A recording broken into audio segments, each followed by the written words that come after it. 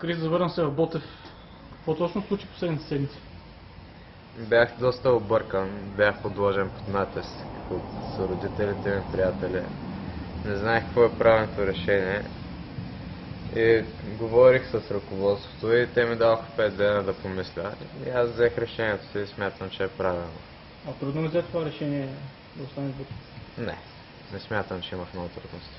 Какво те накара да размислиш, тъй като приложението на септември бе доста сериозно и дори излезна в някои медии, че дори си подписал договор с тях? Че всичко става доста рязко, доста бързо. Аз смятам, че аз съм доста малък и всичко трябва да става постепенно. Доста феновете опрекнаха за това, че тръгна едва ли не към септември. Как ще им се извиниш един път? С тренировки, когато ми се дава шанс, ще дам най-доброто от себе си. А какви са твоите амбиции от тук нататък? Да надграждам.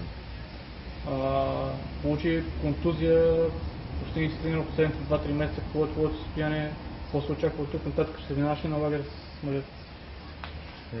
Сега почвам физическа подготовка. Смятам, че след лагера вече ще съм почнал листовка и ще навлизам малко по малко.